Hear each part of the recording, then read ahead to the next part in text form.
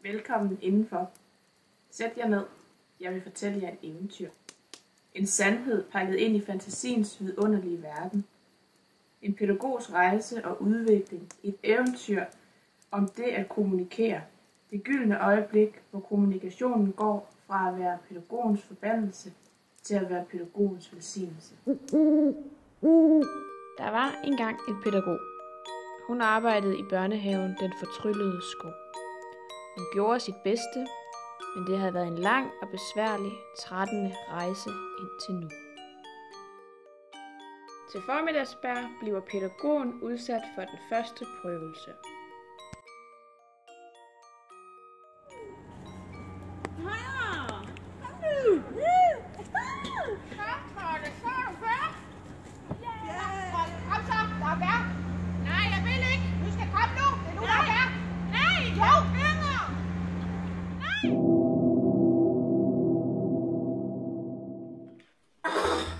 Skal jeg bare sætte den trold ned?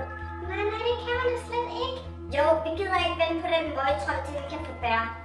Jamen, hun skal jo anerkende hende. Spørg hende, hvorfor hun ikke vil sidde ned. Jo. Nej. Så, trold, kom her. Nej, jeg vil ikke. Kom så. Nej, vi spiser nu.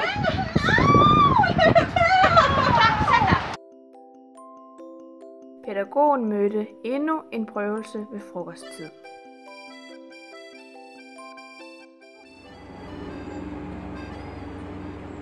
Du skal også have noget. Jeg vil ikke have det ædelse der. Jamen, det er jo nu, vi spiser.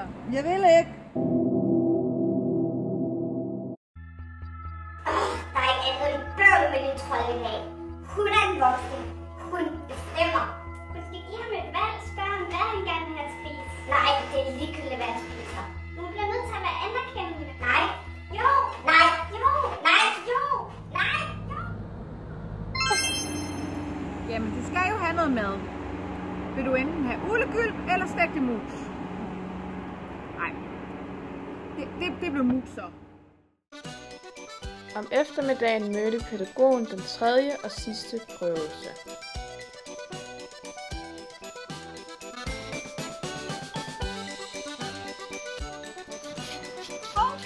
Du har ikke hue på! Nej, jeg vil ikke have hue på det! Jo, nej! Vi skal have noget på ørerne, så jeg kan fryse. Det handler om at bruge de rigtige spørgsmål. Hun bliver nødt til at bruge strategiske spørgsmål. Nej, den trold har haft lang tid til at vælge. Nu bestemmer den voksne, hvilken hue det er. Hun bliver nødt til at give hende et valg. Hvad for en hue vil hun gerne have på? Nej. Jo. Nej. Jo.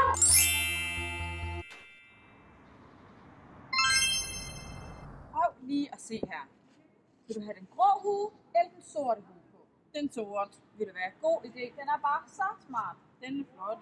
Ja, den er så. Ved du hvad? Nu er du bare klar. Læg ud og fang de andre. Ja.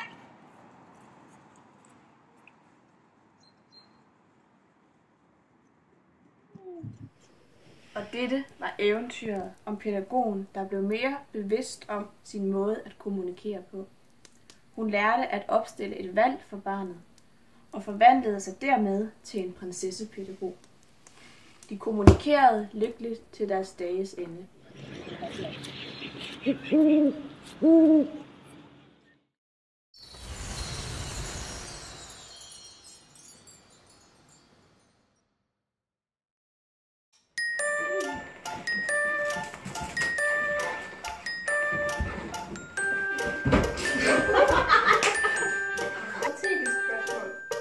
Den trold har haft nok tid at vente.